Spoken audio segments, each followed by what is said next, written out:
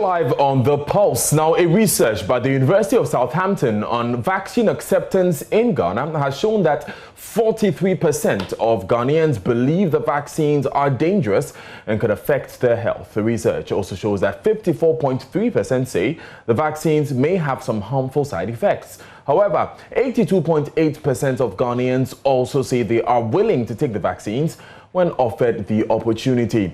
This research comes as the Ghana Health Service readies itself to inoculate more Ghanaians following the arrival of some 350,000 AstraZeneca vaccines on Friday. We will hear from one of the researchers who spoke earlier on the AM show. But first, let's go on Zoom and get some responses from the Ghana Health Service. Dr. Abuaje Da Costa, Chairman of the Risk Communication and Community Engagement of Ghana's COVID-19 response. So, Doc, you've heard the numbers, staggering, aren't they? What would you say to those who point to your office as being responsible for the poor perception of Ghanaians when it comes to vaccines? Sorry, I couldn't hear you well. Could you please repeat the question? My question, Dr. Abuaje, was there are some who may say that if Ghanaians have this perception of vaccines, then it is your office, the Office of Risk Communication and Community Engagement, which has failed. Okay, thank you. So I think I have to put on record that when we brought the vaccines in, we had to put in place strategies to make sure that Ghanaians uptake the vaccines. And you saw from the first phase that currently we've vaccinated about close to 1 million. And even the ones we received from MTN also has shorter expiry date, but because of the effectiveness of the risk communication and the operational research that we did, we managed to obviously use those vaccines before the expiry date. So I think it is not true that my office has failed, but I mean, obviously hesitancy is a problem across the world, and we are trying so hard to make sure that we build trust for Ghanaians to accept the vaccines, and it is the reason why some of our strategies actually was that the president and leaders of this country should actually be the first to receive the vaccines. The clergy, the traditional leaders, they were all engaged to make sure that we increase acceptance of the vaccines. And that is what actually worked well for us. Now, if you look at the research, it says that 43.4 says that they believe. So they believing is not equal to no, they're not taking the vaccines. It's just a belief. So all we have to do is to continuously educate them to obviously change their beliefs or change their perceptions. Right. So, I mean, obviously, the method that we have used has actually worked effectively. And it is the reason why uptake was very high when we started the first phase. So your response would be then that because of the high numbers who have taken the vaccine, your methods are actually working. Should we then discount this research by the University of Southampton? Is that your position? And if you, yes, you see, even if you look at it, the research says that 82.8% are willing to even take the vaccines. So it means that the likelihood of uptake could even go higher. So we are looking at hesitancy of about 9.6%. So it means that if you look at the beginning, the research even said that the beginning hesitancy was around 63%, compared to the current state, which is about 82%, even though this research was done pre, you can see that a lot of work has gone in there. Now, let me tell you something. See, within the Ghana Health Service, anytime, any program that we do, we take advantage to educate the population on the COVID protocols, build confidence on hesitancy, because we knew that this program was going to obviously take off. So we have put in a lot of effort. Maybe the community engagement activities have actually helped us a lot in coming this far. Now we are planning for the next phase. And I can assure you that we do everything possible for Ghanaians to accept the vaccines by selling obviously the safety, the safety of the vaccines to Ghanaians. Right. Because we have a robust FDA that when the vaccines come in, they evaluate to make sure that they are safe for us to use. Right. Currently, that is the process that the vaccines are going through. So I certainly believe that we continue to build confidence of Ghanaians to accept the vaccines. Having said that this research should be discounted or dismissed, what then is informing your confidence? I know you mentioned the numbers, but we did not see a mass media campaign, correct me if I'm wrong. We did not see adverts rolling on radio and television. What was the budget for educating the public? How was it expended? Okay, thank you. I think first, like I said, we did an operational research ourselves to measure the level of hesitancy. And that actually informs our messaging and our strategy. So then aside that, we collaborated with PEG, and you know that I was the one who presented on behalf of Africa the PEG report. And at the time, even hesitancy was around 42%. But all these coming together with other research actually informs our strategy. But let me say that for our mass media campaign, it's currently even happening. The jingles were actually played on your video. Not only that, others as well. We did a little bit of press briefings, but I believe that, you see, these are what we call the above the line. You see, in such situations, in this situation, you really have to engage.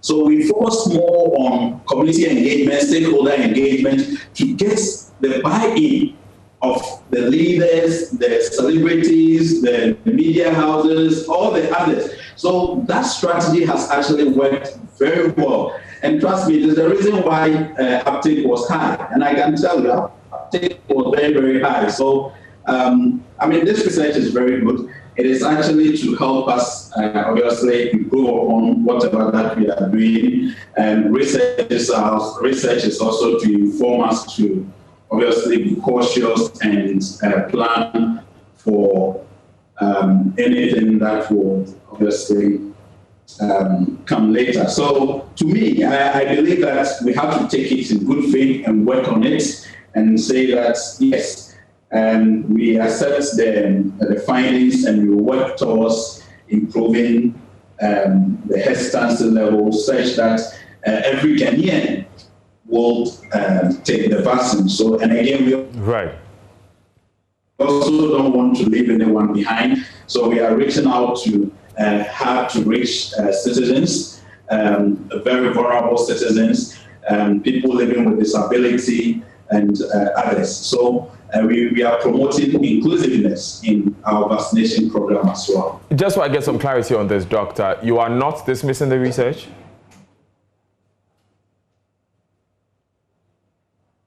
No, you can't dismiss the research like this. Why would you dismiss it? You see, why do you do research? It is to inform you to take decisions. So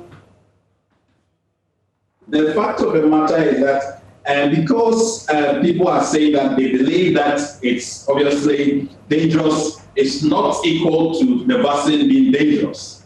It is just to say that you have to work on people's perception for them to. And in the midst of all this that we are discussing, about 82% says that they are willing to take the vaccine. So the likelihood of people accepting the vaccine is also there. So all we have to do is to continue with the strategies that we put in place and maybe do a little bit of targeting based on the findings.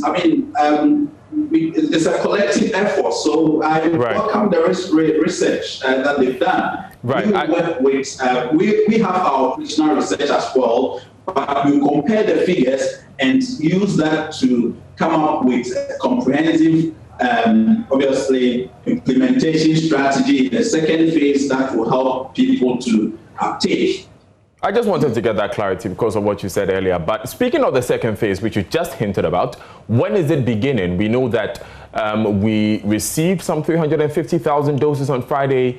When are we receiving the jabs? I think we are putting the structures in place, but I would prefer that the Director General, the President, and the others will be the ones to make the announcement rather than me. So I think that we as technical people are working, and we will continue to consult the leadership of the country so that they are able to obviously announce when we should be doing the second phase of the vaccination, but it shouldn't be long. We respect that, Doctor. I was simply asking, given the fact that we know that some of these vaccines have an expiry date that is coming up soon, so it would be expected that by now the rollout would have begun.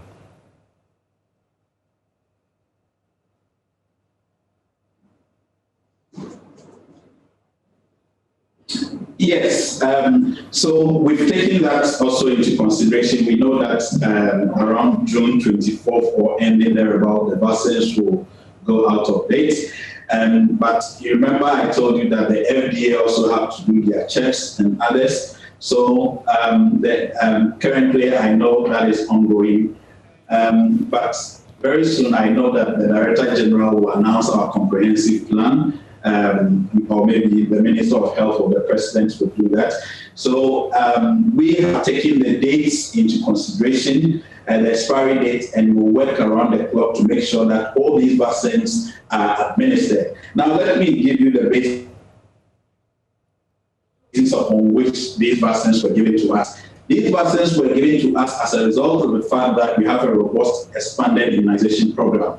Currently, our immunization coverage is over 90%. So this is the reason why the country selected to benefit from this facility that was given to Congo was given to us. Right. So I think we will certainly be able to administer these vaccines with a comprehensive special campaign to make sure that none goes out of date. Dr. Abuaji Dacosta, we're grateful for your time.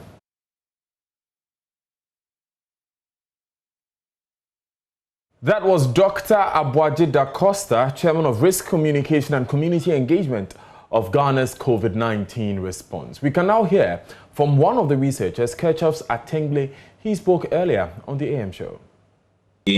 The acceptance level was lower. That in August of last year, we had about 63.2% of the respondents being being willing to take the vaccine. Now, when we did the second round in March, the acceptance rate had gone higher, which is about 82.4%. So we can see some progression, some improvement in acceptance. And what we're suggesting now is that if we can put measures in place to do targeted communication, to those groups who are expressing hesitancy, then we could further increase the numbers, the willingness to take the jabs. So what do we have to, of course, you've given one recommendation there. We're getting ready to take the second doses already. There's been some issues surrounding this one, of course, because of where it is coming from. Again, also because we know that there is an expiry date to it. The reason we've got to take it in good time. People who gladly took the first dose are still not very clear with these details coming out with the second doses. So what do we have to do as a country? What must be done?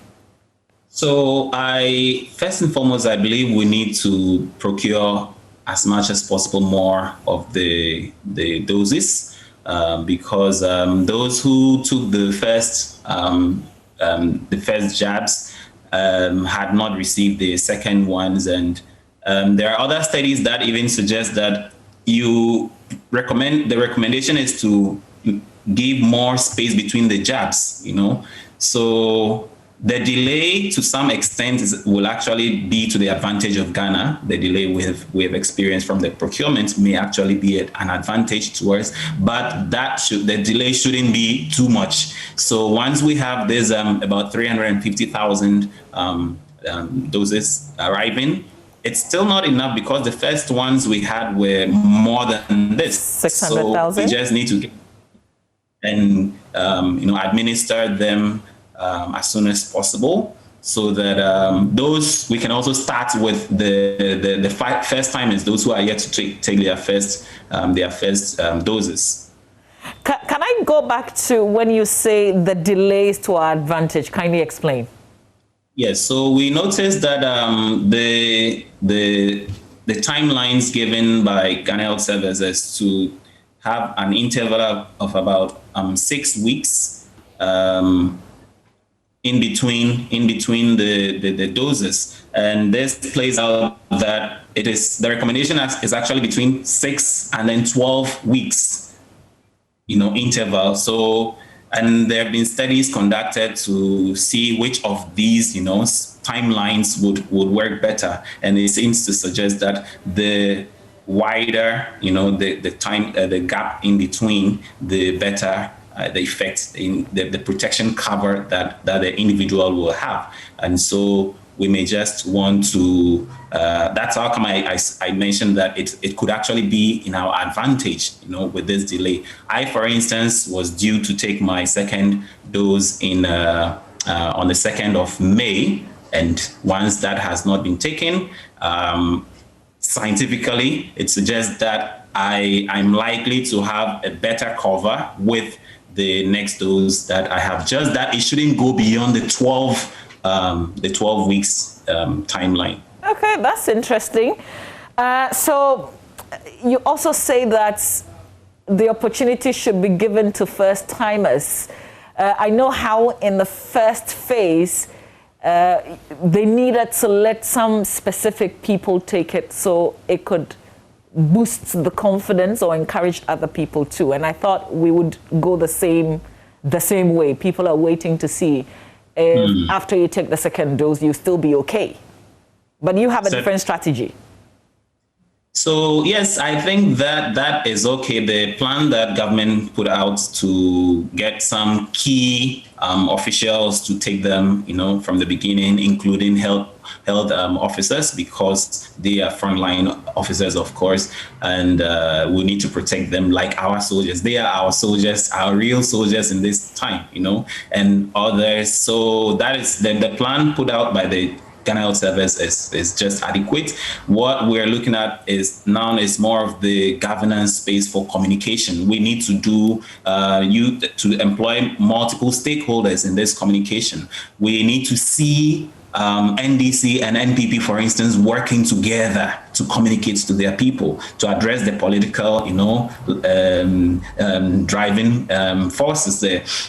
We need to see our religious. Another study conducted by the Ghana Health Service, also in March, suggests that amongst the various professional groups that they surveyed, the religious leaders were the least, group willing to accept the vaccine. So if this is the situation, then their own followers are equally, likely not to take them, because they will stand on the platform, on the podiums to preach and then to send out the communication messages. So if they, as the religious leaders, are not willing to take it, then their own narrative, their own messaging would be against taking it, which will not for our target of reaching about 20 million people by close of year. Well, Keshav, thank you so much for your time. He's the Executive Director of PAX. Now, Director General of the Ghana Health Service, Dr. Patrick Kumar-Boajo, says that 350,000 doses of vaccines that arrived from Congo last Friday will be distributed to citizens who took their first doses. He, however, specified that priority will be given to citizens whose date for their second dose is closer to the 12-week time lapse. Well, I mean, people were given dates of when we have information of when they took their first visit. We also have information about earliest time they can have their second dose. So as we speak now, not everybody is even qualified to get a second dose, depending on when you had your first dose. So you're going to follow the same routine to ensure that those who are due and those who are closest to the 12 weeks, that will be our priority. And that's how we are going to continue until everybody else is done. We are also concerned about getting more people to get their first dose. And that's why there are several attempts making sure that we have enough vaccines to get to other people to have their first dose. You're live on The Pulse with me, Daniel Dazi. Now, in an interview with journalists as the Child Health Promotion Week press briefing, Dr. Abaje further explained that the Ghana Health Service and the Ministry of Health are still working towards the procurement of more vaccines to be able to achieve their plan of vaccinating 20 million people.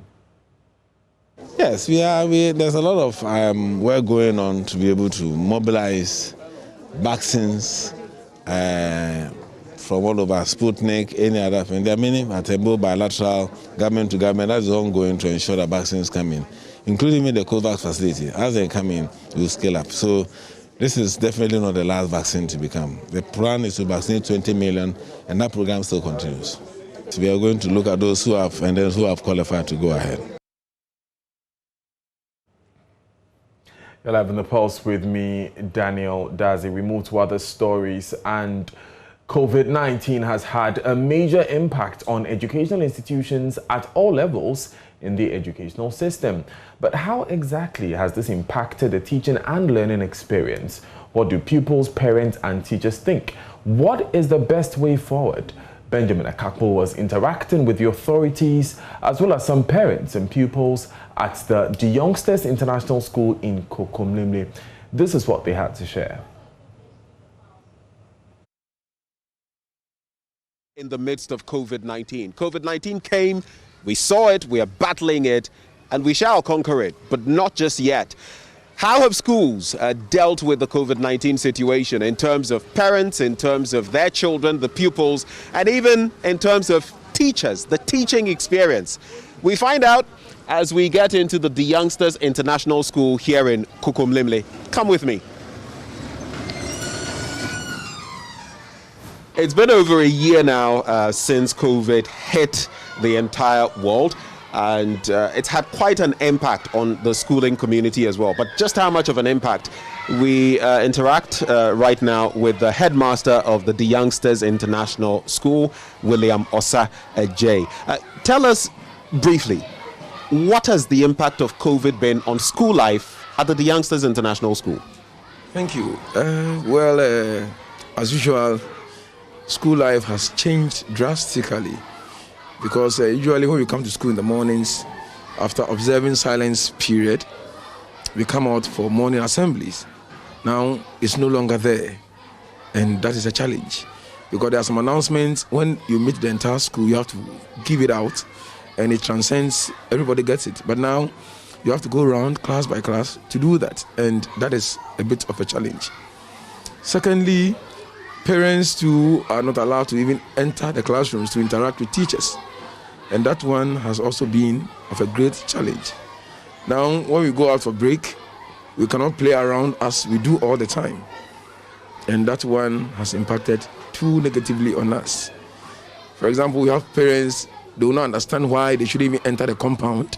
You try to explain to them, they won't budge. They will still want to do what the old things they do. And when you stand by it, they will think that you are just becoming too much. And that is of a bit of a challenge to us. In terms of learning proper, what is the implication of COVID and all these restrictions? What have they meant? How much of an impact have they had?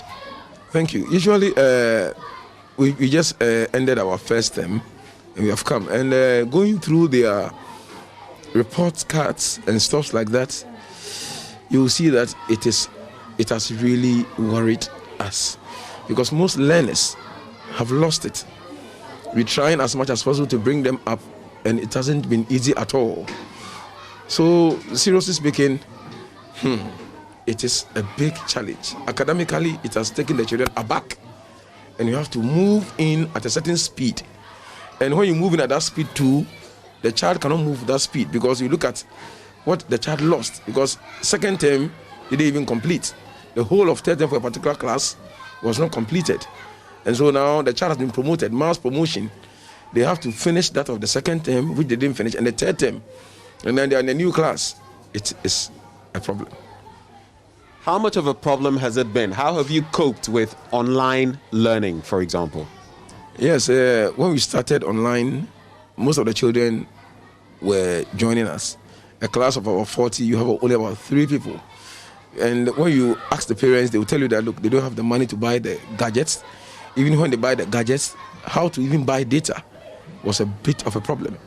So we did a little bit of the online thing, and then we switched to hard copy, where we printed questions, parents come, pick it up for their children.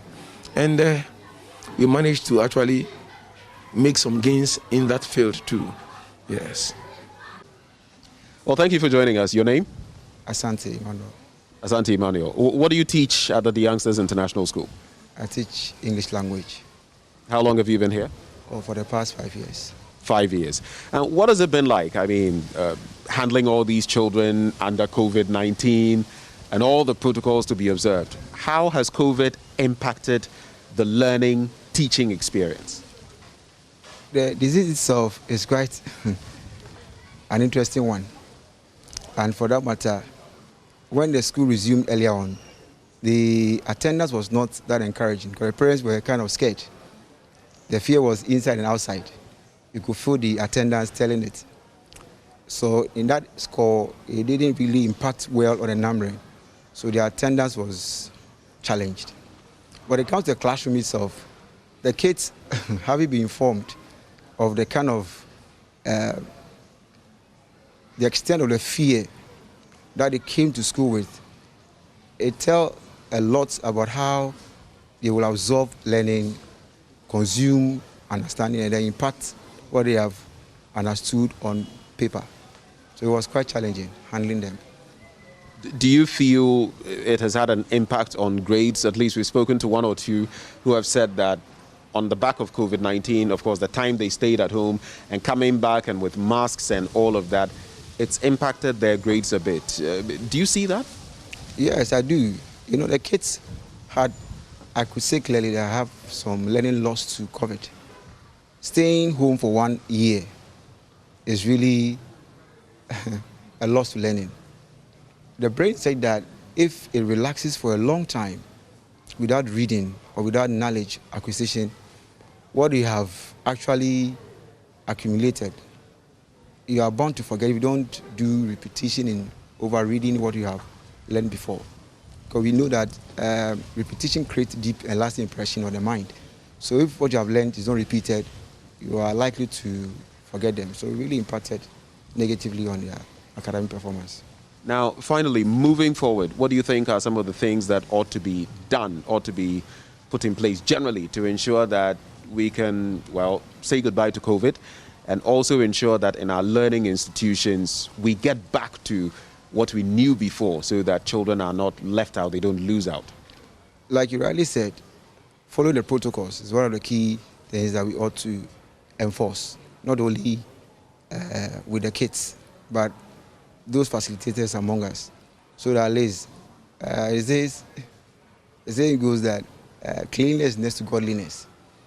To be able to stay away from disease, you have to go by whatever it is for you to do to stay away from that disease. So every disease and what you're supposed to do. So if you have to follow through with all the precautionary measures, we will say bye-bye to COVID. Well, COVID has had its impact, and of course, children in schools have not been left out. And Ijilao is actually going to share her experience. Ijilao, how old are you? I am 6 years old. You're 6 years old. Which class are you in? Class 1. Class 1. And all through this time of COVID-19, how has it been like for you? Have you liked coming to school with COVID-19 and wearing a mask and all this? Yes. You have? So are you okay with wearing a mask all the time? I think so. You think so? Yes. Why do you think so? Because sometimes I will get tired of wearing it, then I will remove it. In some small time, I will wear it back again. But you know the mask keeps you safe, right? Yes. Okay, so how do you feel when you're not able to play with your friends so much because of COVID-19? I think someone will get one COVID-19 when someone cuts on the other person. Okay, so you try to stay too close to your friends so you don't get COVID. Yes. Have you ever heard of anyone who has got COVID? Have you seen anyone who has got COVID? Do you know what happens to them? Yes, they will die. They will die. That's a very smart one, Ejilao, who's only 6 years old and in class 1. I wish you all the best, okay? Okay. What's your name? My name is Elsie Adufo Asapon. Elsie, which class are you in? I'm in class 4. Class 4. Great. You've been back in school and you've had to wear a mask because of COVID and all of that. How has COVID-19 changed your life in school? It has made playing hard, and if your teacher is saying something, you'll hardly hear it. So it makes us feel in exams. And when we are working, we have to work in twos and separates. So it's made it difficult learning because sometimes you can't even hear the teacher well, and it affects your grades and exams. Yes. How about your relations with your friends? How has COVID impacted that? Are you still able to play like before? No, we are not even supposed to hold hands and hug each other like first. Yes. How do you feel about that? I feel very sad and bad. If you could wish COVID away, if you could get COVID to go away, would you do that? Yes. I will start everything I used to do. What do you think do you have any other siblings who are in school? Yes. Even at home, how has COVID impacted, your relations? Even though we are siblings, we cannot hug and laugh with each other and hug. We need to social distance with each other. What's your name? Treasure David Lamte. Churchill David Lamte. Treasure David Lamte. Treasure David Lamte. Which class are you in? Class 5. Okay. Treasure, how has COVID changed your life, especially in school? Not much. Like, it has sometimes been disturbing my work with class, but not much. Some of your friends have said that COVID has impacted their grades because sometimes they can't even hear the teacher well because of the mask and all of that. Is it same for you? Yes, sometimes. Have your grades dropped since COVID came and you returned to school? No. It's pretty much the same? Yes. What would you say? How do you feel generally about COVID-19? And what are your expectations? Would you have COVID go away? Yes, I would have it go away. So that this world will be a free world and there will be nothing such as COVID and no diseases in the world. So that everybody will be free of harm. But diseases have been with us practically throughout. We cannot wish all of them away. So in the meantime, we have to observe the protocols, wear our masks, wash our hands, sanitize, and all of that. And you do that always, don't you? Yes. Well, keep it up. Mr. Lukman has 3 children here at the Youngsters International School in Kukumlimle. But how exactly has COVID changed his life as a parent and that of his children? We find out. Thank you for joining us, Mr. Lukman. And thank you too for the opportunity. The first thing is that parenting has changed drastically. Primarily because if you are a working parent, now you have to toggle between working from home has come to stay, and then parenting equally is always here with parents. So the challenge is that, the stress has increased in the sense that you always have to harmonize working from home and taking care of children. Initially when school were on full-fledged, so you could make time while the children are in school, you could make time for yourself. But now, even children are back in school, but the challenges is still continuing. And then the reason is that you have to always come to pick them because of the to try to avoid try to instill social distancing. Now, a 43-year-old woman who was abandoned by her husband because she has a suspected elephantiasis is in great pain. The woman's condition has deteriorated in the past 20 years as the poor family is unable to cope with her medical bills. Her 5 children left school because she is cash-strapped. And JoyNews' Mahmoud Mohammed Nuruddin reports she now looks up for divine intervention. Here's the story of Sadia Mahmoudou, a resident of Boku in the Upper East region. You don't judge books by their cover. Sadia seems so happy at home in Boku, but beneath her smile is a heart of pain and rejection. Sadia is suffering from elephantiasis. The story of the 43-year-old mother is held captive by rejection and despair. I had a normal growth from childhood to womanhood and up to the moment I gave birth. My husband and myself traveled to Abidjan in search of a job. There, we worked on a cocoa farm until one day, during our usual works on the farm, a wood pricked my leg. This caused a tiny scratch on my leg, which later developed into a boil. After several unsuccessful attempts to burst the boil, I was hospitalized. In fact, I was 9 months pregnant at that time. 2 weeks of admission to the hospital yielded no positive results. She had no choice but to resort to herbal treatment.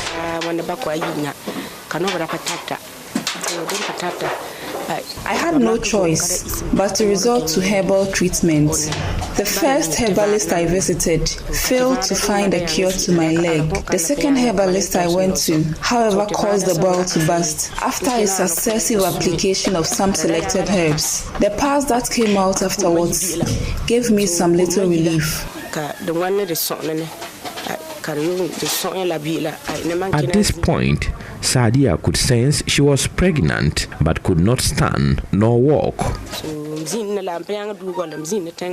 I could neither stand nor walk. After 2 months in bed, I gave birth, and miraculously, I was able to walk on the day I gave birth, but with the help of a walking stick. Sadia and the husband returned to Ghana to find cure to her condition. She visited many health facilities, but all in vain. Her husband, Seydou Alam, took her to a herbalist in Burkina Faso. It wasn't long enough for us to get back to Ghana to seek a complete cure to my sickness. My husband took me to a herbalist in Burkina Faso. I felt completely cured after 3 weeks of herbal treatment. My husband left for Ghana to secure money to settle the bills. 3 days after he returned to Burkina Faso, the leg got swollen again, to the surprise of the herbalist. This time, not only did I have swollen leg, I also had severe headache. Her condition became worse and Sadia had trouble breathing. She was unable to eat and drink. She says it was a bad experience. I had difficulty breathing. It was a really bad experience for me. I was in that condition for 2 weeks. The 3rd week, a considerable amount of pus spilled from my nostrils in a way that made me wonder if I had a boil in my head. It was after that I realized I could now breathe well with an improvement in my diet.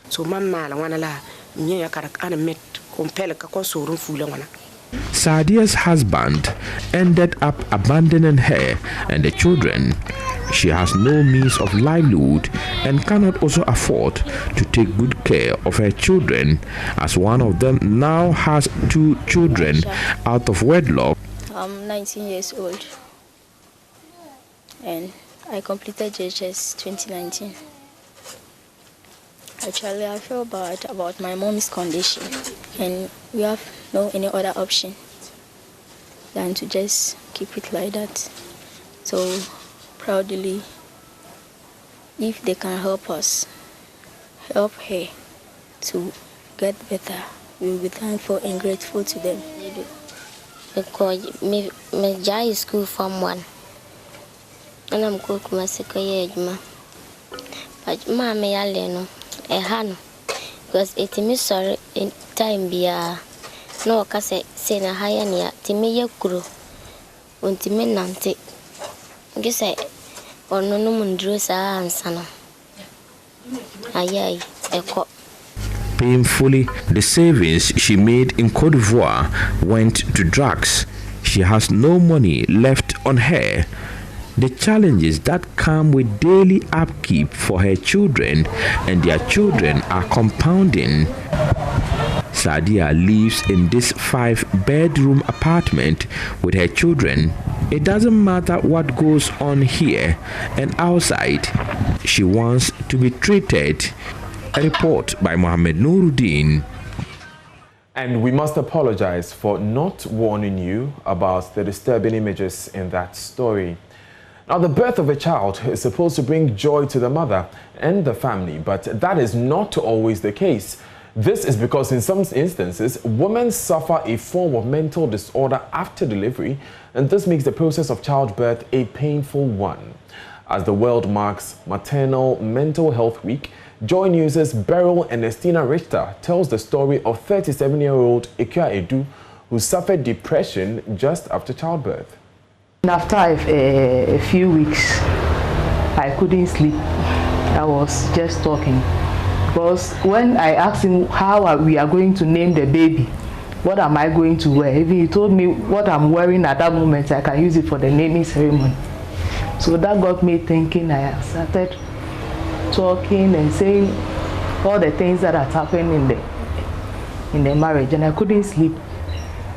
I couldn't do anything. That was how Ikuya's battle with depression started after her first delivery. Just like any new mother, Ikuya was expected to bond with her baby, but that did not happen.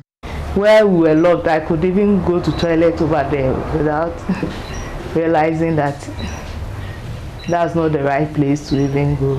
I was seeing people as my relatives, like the teachers who taught me at training college. I will be mentioning some of the nurses' names by those teachers. I was there for about 3 weeks before I was discharged. They explained that it was because of the childbirth that the depression came. At that time, I didn't know I had a baby or something like that. But when my mother comes, she used to come with the baby. Ikuya was subsequently admitted at a psychiatric hospital and was diagnosed with postpartum depression.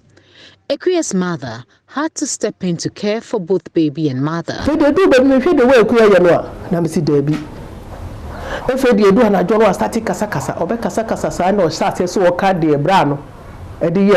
I was so worried seeing my daughter in that state. In the night, she would talk to herself, sometimes about the bad things her husband did to her during the pregnancy. We were advised by a friend to take her to the psychiatric hospital. For 3 weeks while she was on admission, I was the one taking care of the baby.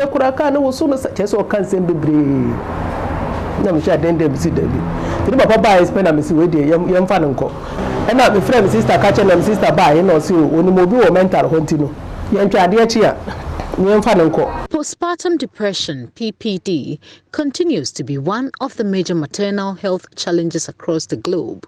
But in Africa, there is scarcity of data on women living with the condition. While postpartum depression is a major health issue for many women from diverse cultures, this condition often remains undiagnosed. According to health experts, there is no established cause of postpartum depression. Dr. Erica Dixon is clinical psychologist at the 37 Military Hospital. It is a serious problem because it affects not just the individual who is feeling unwell, but a newborn baby. So when this woman is feeling unhappy, has very low mood, has lost interest, does not want to see their baby. Most women, especially first-time mothers, are excited that they are going to have a baby, the shopping for the baby and all of that. But this woman is unwell and has no interest whatsoever.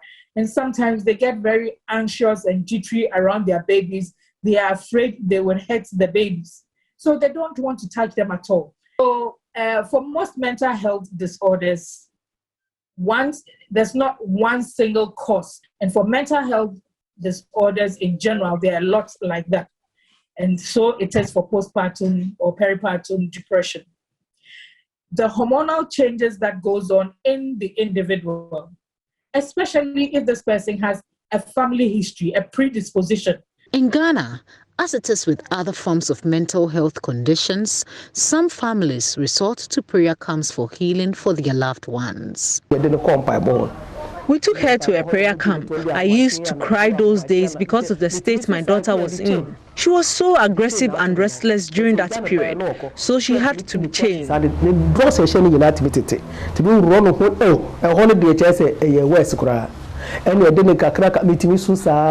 Ikuya, her time at the prayer camp was the most traumatizing moment of her life. I thought I didn't belong there, so I had to go. Anytime I get a chance, I'll just walk and then start going. And they will start looking for me and then bring me back. So it got to a point they had to put handcuffs on my legs. Yes. Painful time. It's like you are lost. According to Dr. Dixon, this condition could reoccur with subsequent pregnancies. Therefore, therapy and support from the family is very crucial in the recovery of women living with the condition. It is a risk factor. Because you have had it once, we know that you have the predisposition, and therefore a little more attention would have to be given you to ensure that the milieu within which you are progressing in your pregnancy is more supportive, is less stressful, so that you are not pushed over the edge. She also believes more awareness would help women suffering from the condition seek early attention. There's still a whole lot that can be done. Our midwives hold pregnancy schools in the various departments, and this could be one of the topics that is infused in there.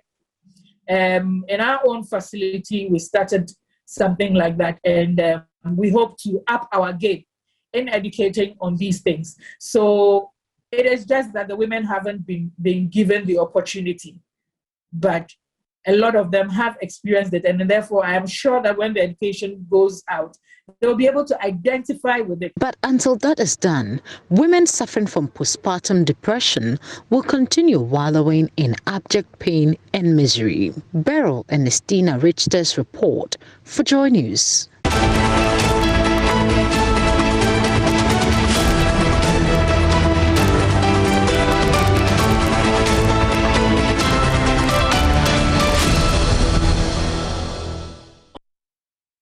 Let's now get the very latest on the coronavirus pandemic. And a virologist at the Kumasi Center for Collaborative Research, KCCR, is warning of a third wave of COVID-19 in Ghana if Ghanaians fail to adhere to safety protocols.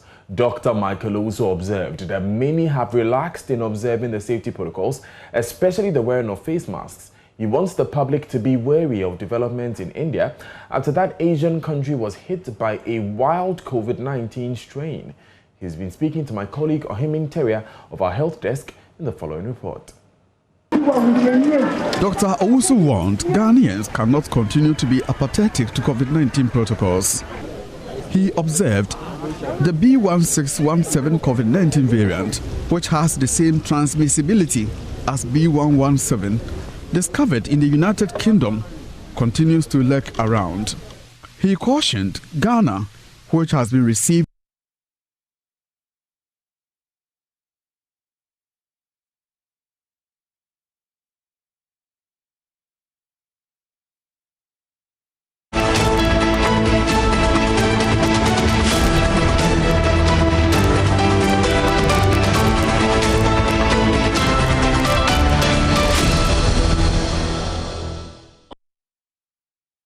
Apologies for that. We'll bring you that report a bit later, but let's take the very latest on COVID-19 numbers in Ghana.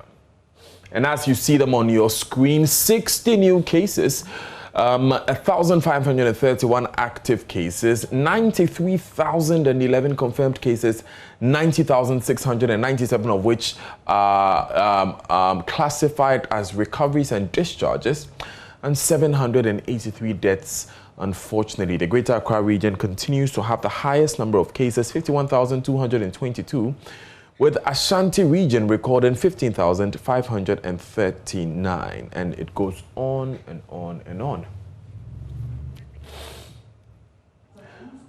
This is The Pulse. Stay with us.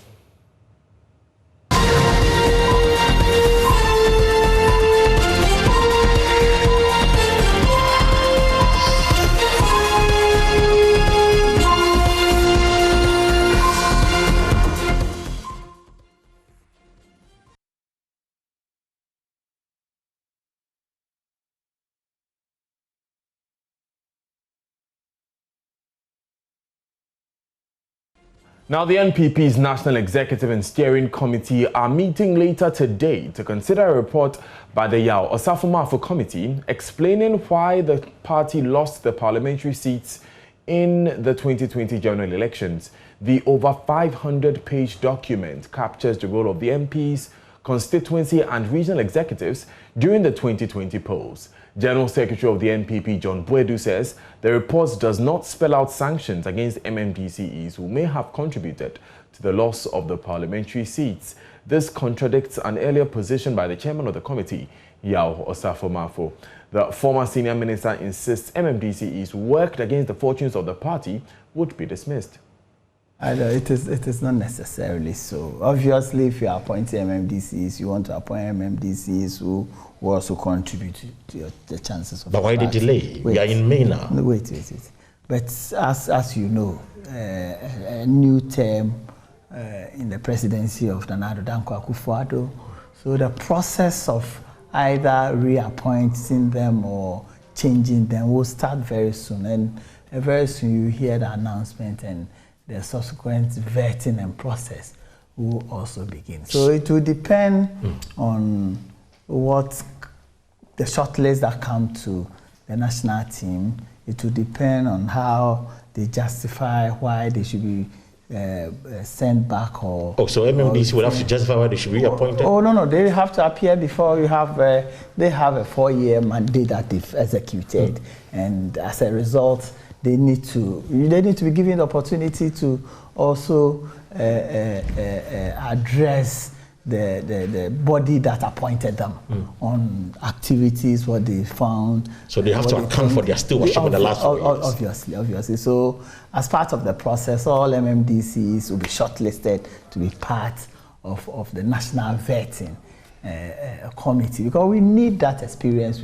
And that in itself will also go to validate some of the findings of the review committee. But it's clear that those who contributed to the loss of an MP. What do you mean by contributing to the loss of? Because they undermined them, according to Osafo-Maafo. Well, they undercut them. They did not work. Is that what Osafo-Maafo said? Of course. They said a preliminary report indicate that. No, where did you get that from? Oh, I spoke to him. I personally had an engagement with him on record. No, that's not part of the report. The discussion you had with him was on record.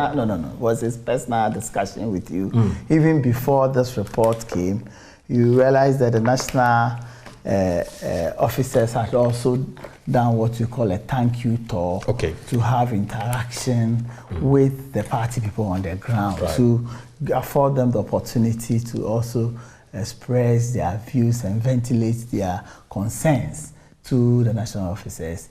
We also used the opportunity to take them through programs and activities of the party for the coming months and years and what needs to be done and all that. So even before you wait for this report, there are concerns like that was expressed. So that is not to say that's what the report says. So I don't think that you can conclude that a report as presented by Honorable Osafo-Maafo says that. But he himself said the preliminary report, the preliminary information that they have received. I'm telling you that there's nothing in this that shows that all of us have interaction with party people on the ground. Now, Deputy Chairperson of the Electoral Commission, Dr. Bosman Asare, has revealed that the Electoral Commission has begun the process of amending the constitutional instrument to allow residents of Central Kofi Akpalu, Likpe and Lolobi or Seoul to vote in the next parliamentary elections. The people of Seoul were disenfranchised in the 2020 parliamentary elections, according to some persons who took the case to court. The EC had announced the residents could only vote in the presidential elections due to boundary issues. Now, speaking on the probe with MFR POW, Dr. Asare dismissed suggestions the move was a ploy to manipulate the parliamentary elections. At times people don't understand the laws. You know, the district, the South district, I think is the Guan district. The LI that created the district, I think the LI passed parliament somewhere on November 10th. November 10th, 2020. When we lay a CI in parliament, when you lay a CI, it takes 21 working days to mature. The LI that led to the creation of the Guan district passed parliament around November 9th, November 10th. And the EC got the information from parliament on November 15th or 16th. And from November 16th to December 7th, how many days? We are looking at about 22 days, is that not so? When the LI passed parliament that led to the creation of the Guan district, parliament went on recess for the elections. So what would you do if you were the EC at that time? Parliament that will see to it that the document will mature has gone on recess. If it was priority for you, I'm sure you would have found a way for Parliament to do that. No, Parliament couldn't have done it. Parliament, the document passed the Parliament November 10th, and the EC was alerted to it on November 16th. So when the Parliament had gone on recess. So what then happens to the people? That's the concern. We've been to court, everything back and forth. Before we talk about what happens to the people, the point must be made clear that the EC did not have any hand in it. You're live on The Pulse, and you can catch that full interview on any of our digital platforms, YouTube and Facebook. Let's now cross over to the northern region, where the train of the National Science and Maths Quiz regional competitions has arrived. Manuel Kranting has been directing that train. Watch this. We've seen a very first contest. Kalpohin has qualified to the national competition. Your initial reactions? Yes, I'm very happy that at least my students are desirous in participating in this event, and the teachers are also there to support them. Seeing St. Charles Senior High School and seeing the other schools, all our thoughts, and including myself, that was that St. Charles Senior High School will emerge the winner.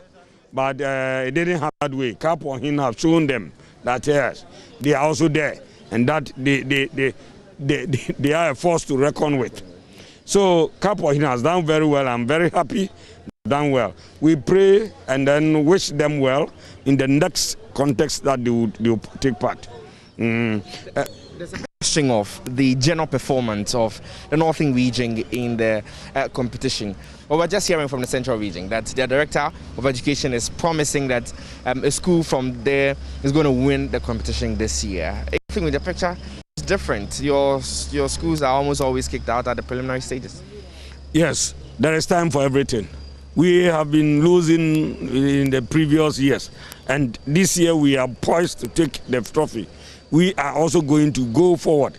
We are going to move from where we find ourselves to the next level. I believe are going to come. Discipline and hard work, whether day or night, rainy or sunny, misty or me.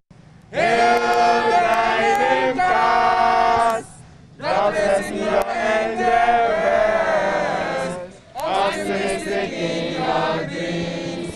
So the road we chose, we have a summer because God will guide us through the light and all tentacles of life. Arise, arise, let's rise, let's rise. Arise, arise, with passion. Arise, Madagascar. Arise, arise, let's rise, let's rise. Arise, arise, with passion.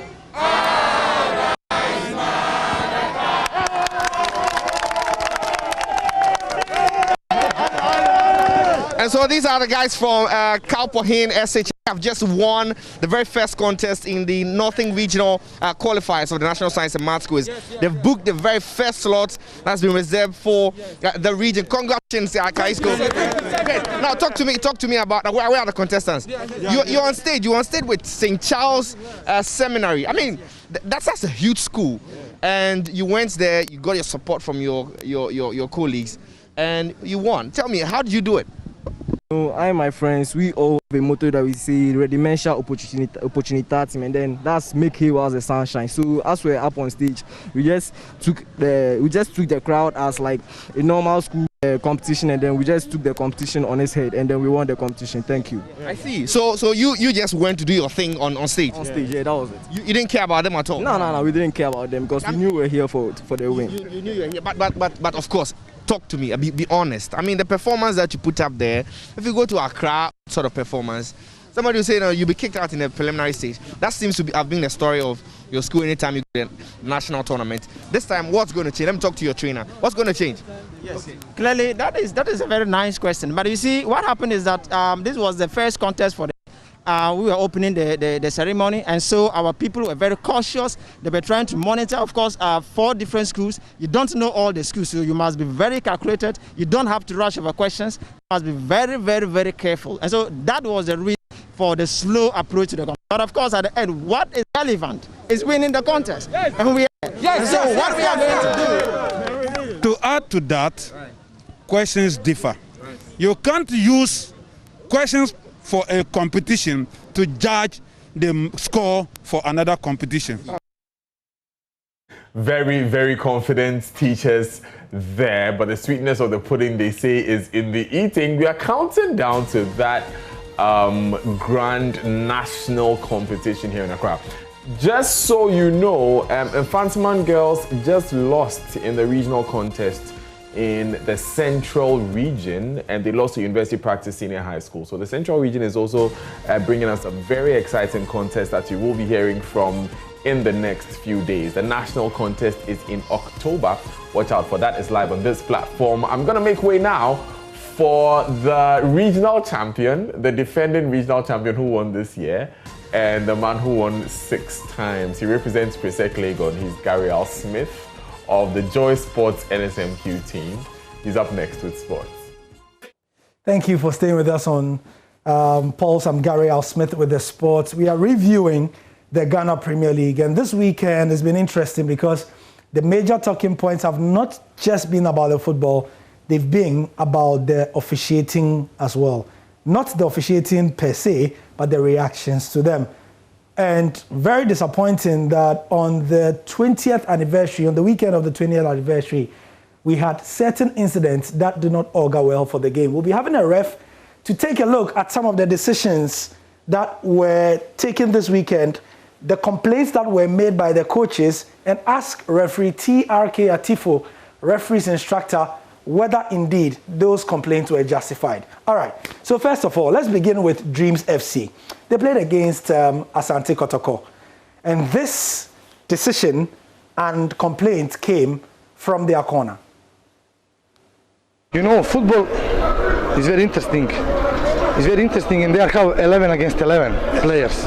And you have some player on the bench, and they are, because to game be better game, they call some people to help them. They are in black, you know, to help them to be better the game. And that wasn't happened today. I am so sad because me as a coach train every day, live for football. When I wake up, I think about football. When I go to sleep, I think about football, about my player, about formation. I always sometimes make mistake, but I want on the pitch player to decide who is going to win. And I'm so proud of my players. I'm so proud of my players. They play amazing game with character, with brave. Of course that we did a lot of mistakes. Okay, doesn't matter. And me as a coach, I should tell you that we in last third we didn't be good. It is true. But still doesn't matter. Let players to decide who is going to win. Yeah. So you saw the 2 camera angles, one from the back and one from the side. What do you think? Was it a penalty or not? All right, let's go to referee TRK Atifo. Thank you for joining us.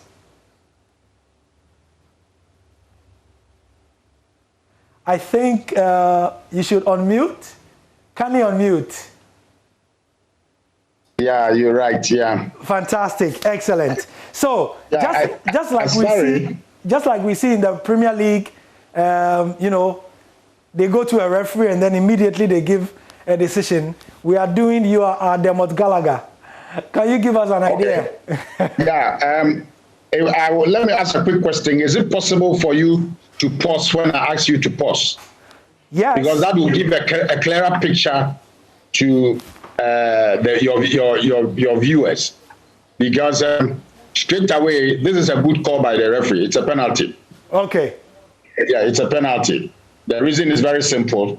If you can pause from the clip just was sent to me, in the 36 seconds of the clip that you sent to me, you would see that the green-shirted guy has his thigh locking up the backside of the attacker. And there was no way he could have played the ball from that side because the outstretched leg of the attacker is also in front. Okay, so you can see it here. Okay.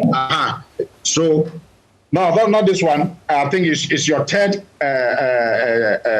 playback. Okay, all right. So let's go. It will come again, and then we have a better look. Let it play. When I say stop, then you stop. Replay the one that. Stop it there. Oh shit. Sorry. So that's it. See clearly if you can stop it, because I've reviewed it several times. If you can stop it clearly, you would see that he made an attempt to play the ball. Yes, that is why he's not going to give. He's going to give a card. If you look at the position, he's more closer. Maybe he's not going to give a card or maybe a red card. But you can see that he made an attempt to play the ball, but he couldn't get the ball. But used the tie to bring the guy and then attack the guy from the back. So it's a good call. Fantastic. Okay, so there we go. We just saw it again. There you go. So you can see that even the falling nature of the attacker even pushed the ball again. So if you see how the guy fell, you can see clearly that, you see. Okay. See clearly. All right. So this one is sorted out by the ref. Let's go to the other case where King Faisal played versus Accra Heart of Oak in the capital, and King Faisal's penalty appeal was ignored by the match official. Ref, I'm sure you've reviewed this one as well. What do you think? I have reviewed it, and I can say it's rather unfortunate. The position of the referee couldn't give him the opportunity to see. If you watch it, stop it there. You can see the outstretched leg of the King Faisal player to pick the ball was in between the legs of the Hearts defender. Yeah. You can see it's in between the legs of the Hearts defender. Yes. So straight away, you should know that there was a tripping. Right. So this was also a good call. Sorry? This was also a good call. If you had, I don't know, you said you couldn't award the penalty. Yes. You could see that the attacker was ahead. As soon as he stretched his leg to pick the ball, this defender stretched his leg, and that tripped him. That is why he miskicked. Right. Yeah, you could see. You will see that at one stage, because I normally will review it frame by frame. You see. Yes. Have you seen it? Yes. Straight away, it was a penalty. If you didn't award it, then it's unfortunate. But if you awarded it, it's a good call. Okay. All right. So, I mean, we've got an idea of, the two controversial decisions at the weekend. There was even another one. By in Obuasi where Asante Kotoko, I'm sure you heard, Asante Kotoko were also given a penalty that was contentious. But anyway, so that said, do we give referees the benefit? Because we don't have VAR here, you understand. On the basis of these are split-second calls that we in our homes can see replays of, but the refs cannot. Advise us on how we should act towards the refs, and especially the coaches and officials, because we heard that Alhaji Grunsa went into the the dressing room and wanted to attack the ref and all that. That is rather unfortunate. In as much as I would say there are some bad calls from referees, referees have been trained in such a way that we expect quality from them. In front of the penalty area, that's 18 by 44 penalty area, we have 3 zones where we call gates, which research have revealed that if referees position themselves in those gates during games where we have actions up to 5, it is very difficult for the referee to make a bad call. Okay. So the question is, if the referee was correctly positioned, there is obvious. It is obvious that he will make a good call. But if he is not correctly positioned, which also comes with fitness and stamina and the dynamics of the game, where referees also need to know the tactics of play, where he can move into position when he has to. Until that thing is done properly, there would obviously be bad calls. But that notwithstanding, I don't think referees would go into matches with a clear aim to cheat. Sure. With a clear aim to cheat. So I would expect that some of these things would happen. When it happens, see it as an error. That is why all of them have the opportunity to write. That is why referees would also be put on ice when they are not doing what we taught them. You understand? I do. And you see these things in English Premiership, La Liga. I mean, we see it all over the world. So it is not different. Ghana, we are not up to that level. Why is VAR in other countries? Sure. It's trying to put the errors down. So it means that it's generally accepted that there are errors in refereeing. Okay. So if we accept it as part of the game, we would have the right to complain, but just a little. Thank you so much. Thank you so much. Thank you so much. Referees instructor TRK Atifu giving us some really spot-on education there, and that is what we need to grow the game. Education, review, and also to look back, to look forward. Thank you for your time, everyone, and to the ref as well. You're a star. I'm Gary L. Smith. And that's it for this bulletin of The Pulse. Many thanks for joining us. For more news, log on to myjoyonline.com. The latest in all the news headlines on that website. Well, so the Ghana Health Service will roll out the second doses from May 19. COVID-19 updates there. So you can get the very latest from there. CID probes 53 schools over alleged corruption in school feeding programs, GES Direct Cooperation. You can find me on Twitter at I am Daniel Dazi. Have a good day.